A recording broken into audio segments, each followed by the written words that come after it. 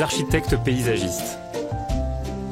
Je vous invite à un voyage dans l'art des jardins, à la rencontre de ceux qui les font vivre, les étudient et les imaginent.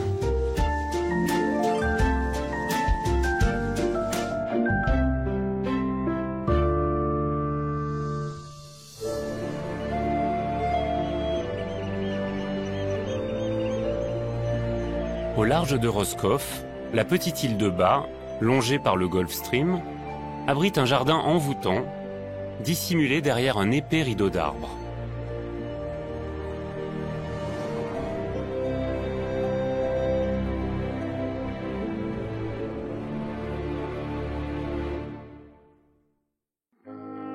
Au début du XXe siècle, Georges de Lasselle, un assureur parisien, a l'idée folle de créer un jardin exotique sur une île vantée où ne pousse aucun arbre.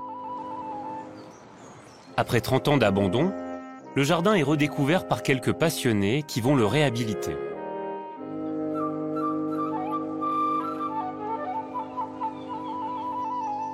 Son charme est celui des îles au trésor. Benjamin Gou est le jeune chef jardinier, responsable de la palmeraie, creusée au cœur du jardin par Georges de Lasselle. Benjamin, les cuvettes, les creux, les dépressions et puis cette ceinture de cyprès qui borde le jardin Georges de Lasselle sont assez caractéristiques. C'est un peu l'identité de ce jardin. Est-ce que finalement ces techniques sont des conditions sine qua non pour créer notamment cette palmeraie? Sur l'île de Bas, on dit en breton que le vent il souffle toujours, avec l'azo à Tao. Et Georges de Lasselle a été évidemment impacté par ce problème. Donc du coup, il a demandé à un ami à lui, Jean Dybowski, qui était directeur du jardin de Nogent-sur-Marne, comment il fallait faire. Et Jean Dybowski lui a dit, il faut que tu fasses comme dans le désert, il faut que tu creuses des cuvettes pour pouvoir te protéger du vent et ainsi pouvoir établir tes collections. Donc en fait, c'est un microclimat dans un microclimat qui permet en fait aux palmiers d'avoir une relative humidité permanente et voilà, quasiment zéro contrainte pour pouvoir pousser tranquillement à l'abri du vent. Alors ce qui est étonnant ici, c'est que la surface de la palmeraie, elle n'est pas très grande, non.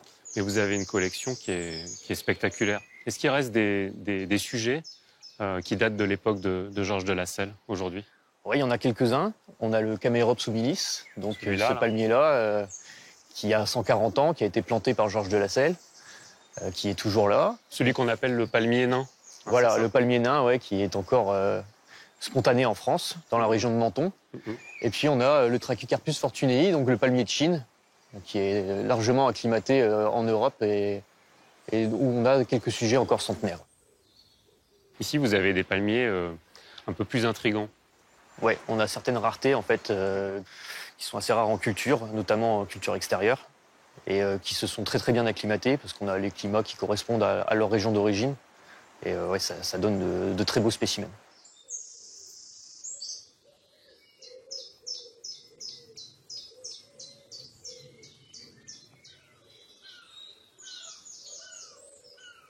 Alors là, on est en présence du palmier le plus méridional qui existe sur Terre. Donc c'est le palmier qui pousse le plus au sud de l'hémisphère sud. Ouais.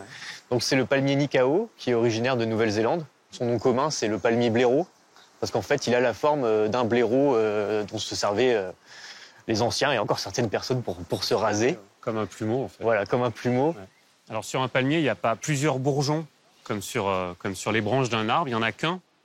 Ce qui explique notamment la petite enveloppe qui vient protéger ce bourgeon qu'on appelle le bourgeon apical et qui va toujours tirer l'arbre vers les verticales. Sur le palmier Nikao, le renflement qui lui donne un peu cet aspect cuirassé, ouais, cette enveloppe-là va permettre en fait au palmier de se protéger des prédateurs qui voudraient justement arriver à son cœur de palmier parce qu'il est comestible et ainsi le manger, quoi. Et pas n'importe quel prédateur.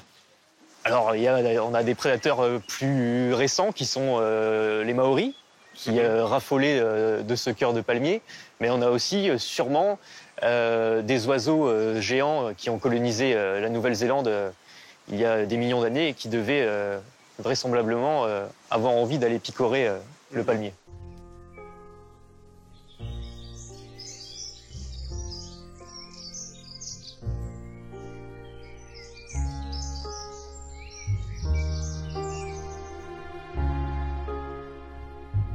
Le jardin Georges de Lasselle est protégé contre les vents du nord et de l'est par une ceinture particulièrement dense de cyprès de Lamberthe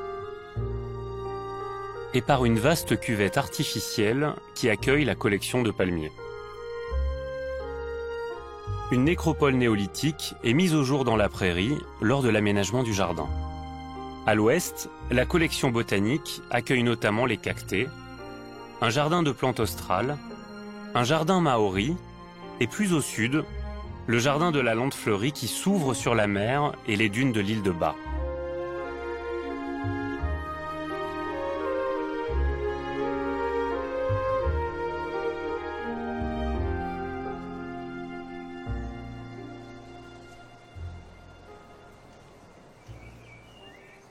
Guénaëlle Daujon est journaliste. Ancienne habitante de Lille, elle s'est beaucoup intéressée à la vie de Georges de Lasselle.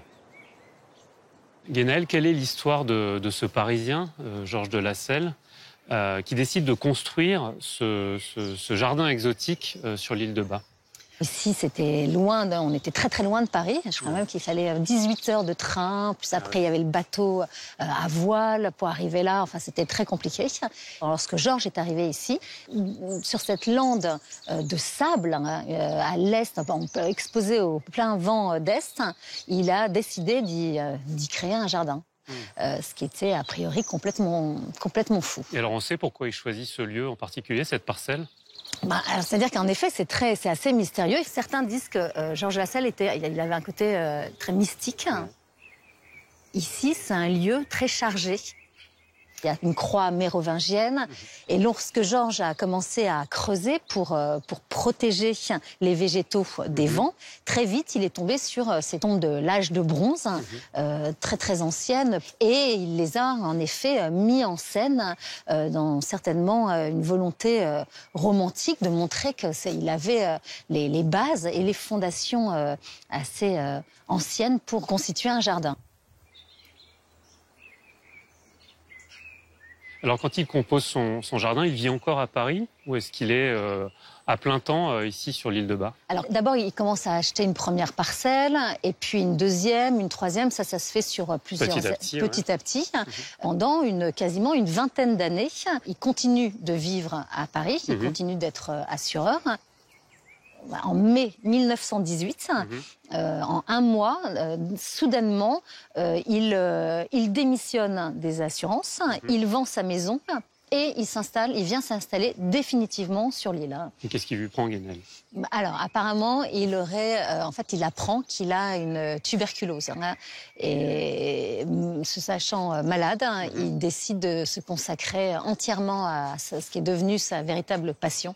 Et il décide de venir s'installer ici, sur l'île. De s'isoler aussi? Alors, il a une intégration pas forcément évidente avec l'île aussi, puisque ce grand mondain, presque aristocrate, arrivant ici pour faire un jardin d'agrément, alors que c'est une île agricole, était quand même vu de manière un peu surprenante. Une curiosité. C'était vraiment une curiosité. Et je pense qu'autant les plantes s'acclimataient merveilleusement bien, autant lui a quand même eu, je crois, à la fin de sa vie, vraiment souffert de solitude. Cette passion botanique l'a totalement englobé, isolé des hommes, loin de ses amis. Et je pense qu'il a vécu une histoire d'amour immense, mais qui n'a peut-être pas totalement comblé son besoin d'humanité. À la mort de Georges de Lasselle en 1944, la Seconde Guerre mondiale dévaste le jardin. Laissé à l'abandon pendant une trentaine d'années, le terrain est finalement racheté par l'aérospatiale qui y implante une colonie de vacances. Piétiné, ensablé, le jardin est progressivement envahi par la nature. Jusqu'au jour où un petit groupe de bénévoles, guidés par les moniteurs de la colonie de vacances, devine la magie du lieu, derrière l'abondance anarchique de la végétation. S'inspirant des photos prises par Georges de Lasselle, il se lance à la redécouverte de son jardin.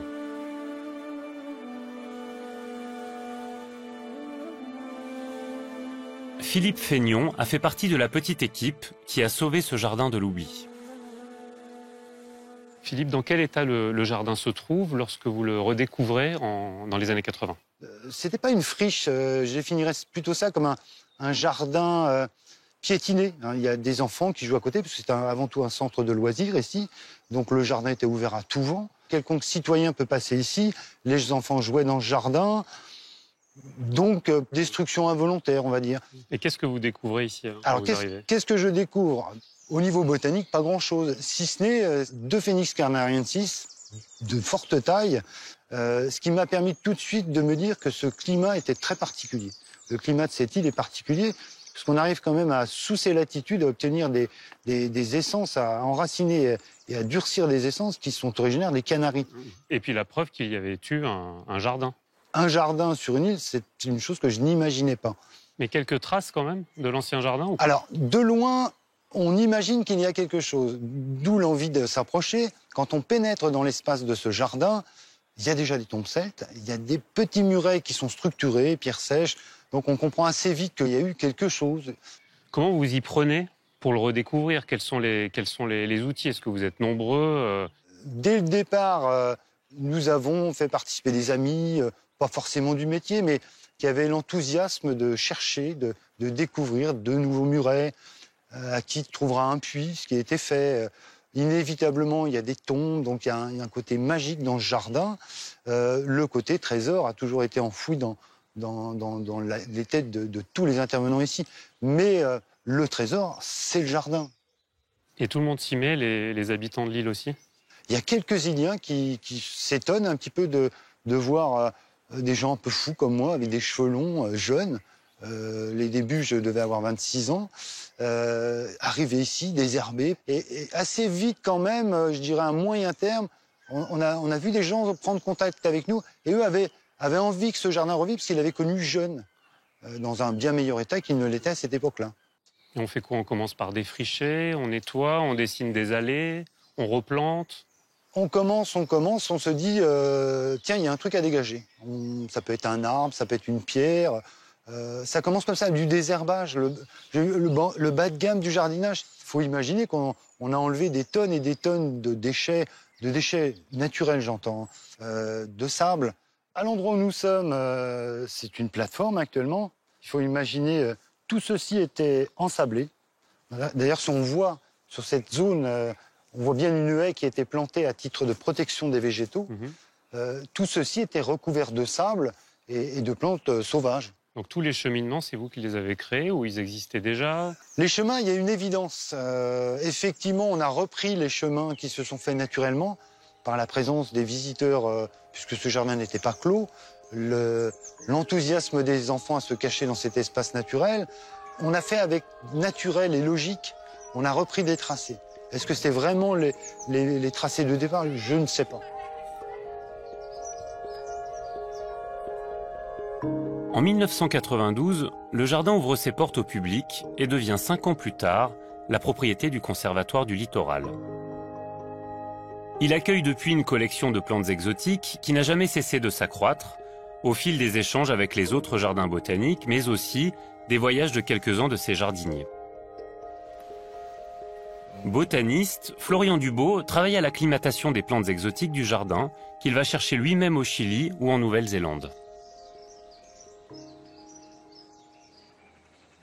Florian, nous sommes dans la pépinière, exactement dans la serre de la pépinière du jardin Georges de Lasselle. Comment fonctionne cette serre et comment dialogue-t-elle avec le reste du jardin? Donc ici, en fait, on sème des espèces qui vont bientôt être introduites dans le jardin. Donc on a... La première étape, c'est dans la serre. C'est dans la serre, donc on part beaucoup de la graine, en fait, pour enrichir les collections, qui permet d'avoir plus de diversité. Donc on a des échanges avec d'autres jardins, on a des dons d'autres personnes aussi, des passionnés, et certaines espèces que j'ai ramenées moi-même de voyage. Ensuite, une fois que les semis ont germé, on les repique une première fois et après on les acclimate à l'extérieur de la pépinière. C'est-à-dire qu'ils sortent de la serre. Ils sortent de la serre pour prendre l'air, pour durcir un petit peu et pour grossir. Et une fois qu'ils sont prêts, souvent à l'automne, on les implante dans le jardin. Les installer. Donc à l'automne, on fait tous les massifs. Les massifs qui doivent être refaits sont refaits à l'automne et enrichis en nouvelles espèces. Les semis qu'on a là, c'est des semis, toi qui t'intéresses particulièrement, parce que c'est des semis que tu es allé récolter Au Chili. Partie, oui. Ouais. C'est Parce que ce qui t'intéresse, c'est la flore chilienne surtout. Oui. Rien à voir avec le climat qui est ici, alors. Si, il y a quand même des correspondances. Hein, Entre la Bretagne et le Chili. Entre la Bretagne et le Chili, on n'a pas assez de pluie. Hein, ça serait bien d'avoir un peu plus, quoi. Dans le sud du Chili, c'est quand même très humide, donc ça permet de faire passer quelques espèces du sud du Chili. Après, c'est plus compliqué pour les espèces du nord du Chili, donc atmosphère très sèche. C'est pour ça aussi que je prends des cactus de la côte, donc qui résistent bien à l'humidité et à la salinité un peu de l'air. Tu dis que vous n'avez pas assez de pluie en Bretagne? Non, on n'a pas assez de pluie en Bretagne. On a vraiment encore moins sur l'île de Bas, les endroits les moins arrosés de Bretagne, quoi, malheureusement.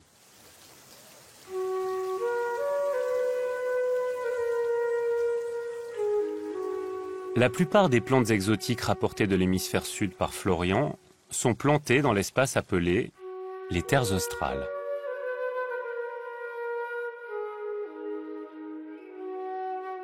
Florian, dans quel milieu écologique sommes-nous dans cet espace précis des terres australes? Donc là, on est dans des espèces de sous-bois et des espèces de milieux humides, donc avec cette zone qui a été aménagée en cuvette. Toujours le Chili ou pas? Le Chili, la Nouvelle-Zélande, principalement, Tasmanie.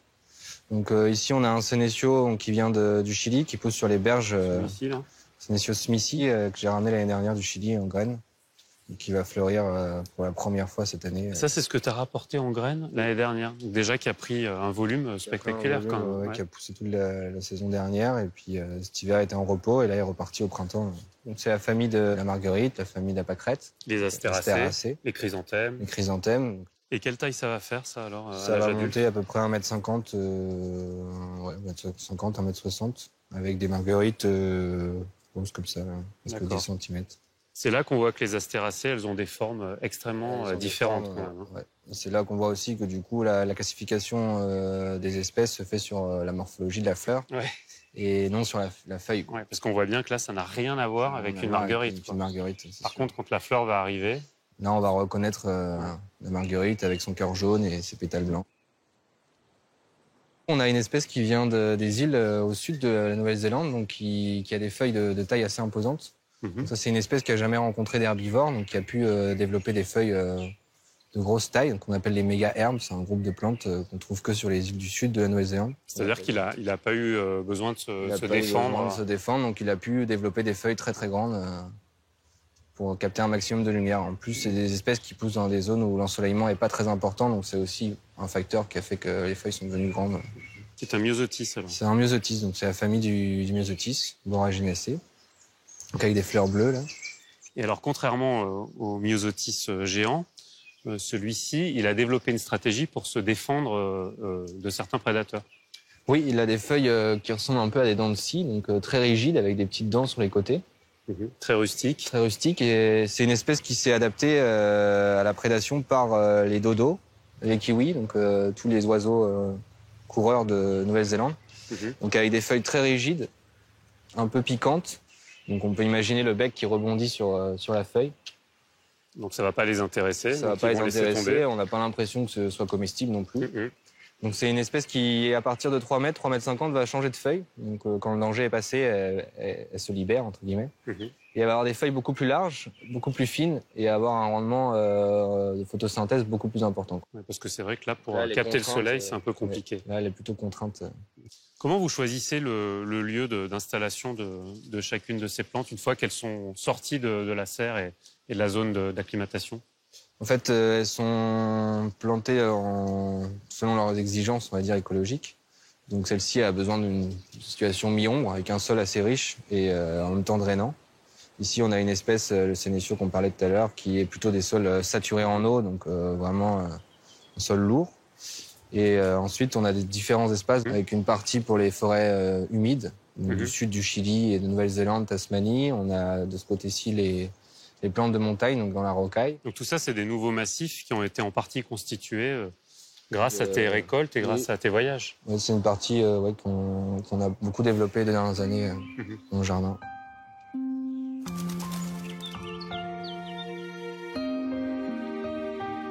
Cette collection botanique compte aujourd'hui plus de 2500 espèces originaires des 5 continents, dont certaines sont devenues endémiques.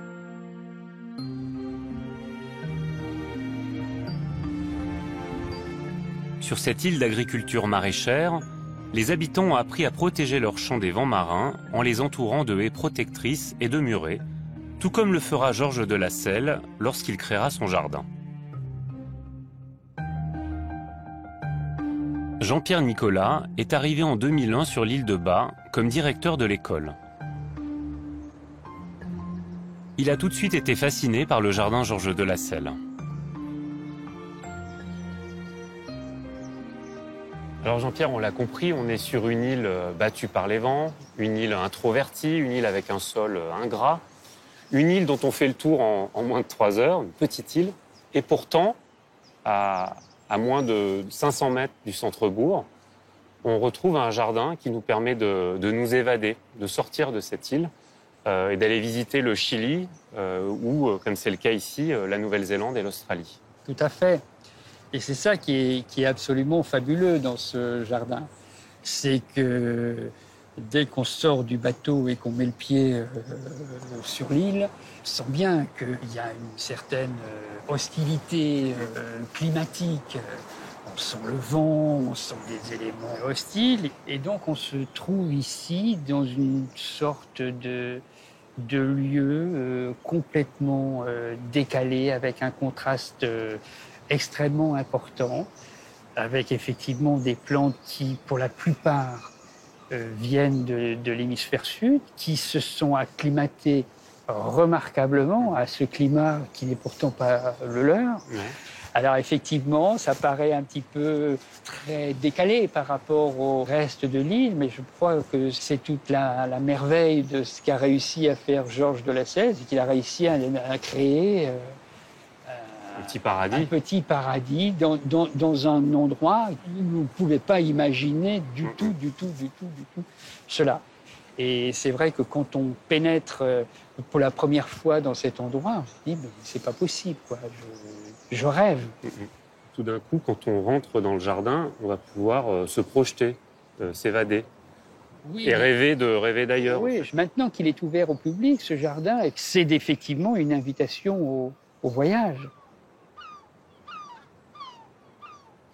C'est complètement exceptionnel. Tant et si bien que quand ce jardin a été en déshérence, comme il était à l'abandon, du coup, pas mal d'habitants de l'île sont venus prendre ici et là quelques plants et les ont plantés aussi dans leur propre jardin. Donc du coup, vous avez aussi, sans arriver à une île luxuriante comme le jardin, mais vous trouvez partout dans l'île des indices. Vous avez des palmiers dattiers un peu partout, vous avez des chamaéropes subtilis un petit peu partout, vous avez des phormiums un peu partout, et puis vous avez surtout l'extraordinaire plante qui fait corps avec l'île, c'est l'agapanthe, quoi. Cette belle plante qui s'ouvre un peu comme un feu d'artifice originaire d'Afrique du Sud. Bleutée.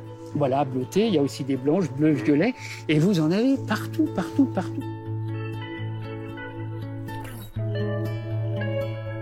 Le jardin ne ressemble plus à celui que Georges de Lasselle a connu. En s'y promenant aujourd'hui, son créateur y retrouverait ses palmiers, ses agaves, mais il y découvrirait aussi de nombreuses plantes qu'il n'aurait jamais rêvé d'acclimater. Cet esprit d'expérimentation persiste grâce à l'audace de ces jeunes jardiniers, qui jouent à leur tour avec les possibilités de l'île.